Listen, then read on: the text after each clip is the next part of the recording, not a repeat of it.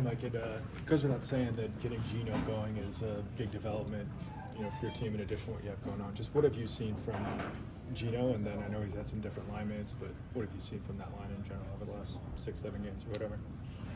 Well, I think he's playing hard. He's competing hard. I think he's just doing a better job at some of the subtleties or the little small details in his game, like stopping on pucks and not playing as much in constant motion.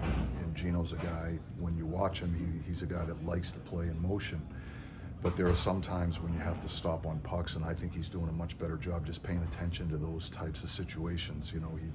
He makes a great play tonight. I can't remember which period, but he tracks back into the slot, he stops, and the puck ends up coming to him, and he starts the transition game the opposite way. And I think because of that, I think his line they're a little bit more predictable for each other. So, I think OC on that wing gives him a little bit of a different look than Riley. I liked Riley playing with Lars and Pusty. I thought that line was really good. The way we're constructed right now with Gino's line playing as well as it is, I just think it gives us more competitive balance, and it allows us to utilize certain lines in certain situations. And Cookie's line, for example, gets a lot of D-zone starts, and they do a great job. He wins a lot of draws. Karts wins a lot of draws. When they don't, they defend well. And so, I think, with Gino's line playing as well as it is, I just think it makes us that much more difficult to play against. You mentioned Drew bringing a different look. Can you speak more about he brings to that line and how he plays him? Yeah, I think OC's playing extremely well right now. I think he's gaining another level of confidence, but I also think he's gaining a better understanding of how he has to play in order to set himself and his line mates up for success. And when OC's playing a straight ahead north-south game, he's using his speed, he's taking defensemen wide, he's playing behind defensemen and getting in on the forecheck. He's a very effective player. He's gaining a much better understanding of how to play away from the puck. I think you're seeing that in the penalty kill, his defensive coverage. He's just his awareness away from the puck.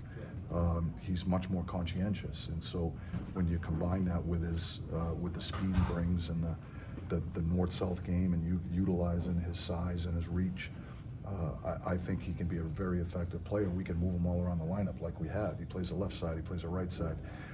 He's a center by nature, and so but we choose to use him on the wing. So I think when he plays with Gino's line, Gino now has two guys on his flanks that are fast, and they play a north-south game that are, and both of them, I think, both Rusty and OC, excel at the puck pursuit game, and so I think that drags Gino into the fight a little bit down in the offensive zone. And Gino's very capable of creating offense different ways, and he's as dynamic a player as there is off the rush, but trying to establish an in-zone game or a grind game, as we say to our guys. I think with OC and Rusty, I think they're going to drag him into that a little bit, and I think that, they'll have opportunities to create offense different ways as a result. That's 10 points in 10 games for Rakell. Anything different for him now since he's been back from the injury? I don't know. I thought he was playing pretty good at the beginning of the year. First of all, he came into camp in terrific shape. He had a great offseason. He was in great shape, and he came into camp in terrific shape. And I thought he was playing really well at the beginning of the year, and for whatever reason, the puck wasn't going to the net for him. And so when that happens, sometimes when goal scorers like Rax struggle to finish, even if you're playing well and you're getting chances, sometimes that can get in your head a little bit, and then all of a sudden you start squeezing your stick and you're overthinking it, and then you become your own worst opponent. And so I'm sure that could be a little bit of it. I think Rax has done a great job in utilizing when he got injured almost as an opportunity to hit the reset button. And I think he's been terrific ever since he came back. Mike, you wanted to stop their rush tonight. How do you think you executed, and how do you think you did in that regard? I thought we did a decent job at times, and then at other times, I thought we gave them some looks that we could have avoided. And, they had a number of 2-on-1s. We haven't given up 2-on-1s in a lot of games.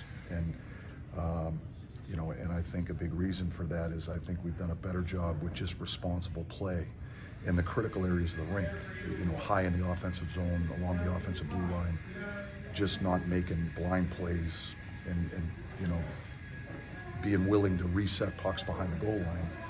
And I thought we made some blind plays tonight that they picked off, and those are hard to recover from. They end up in odd man rushes, almost guaranteed. And so, but I thought for the most part, I thought we were trying to play the game the right way. I thought there were certain instances where we could have done a better job. Coach, how important was it for you guys to get that power play goal right in the beginning of the game?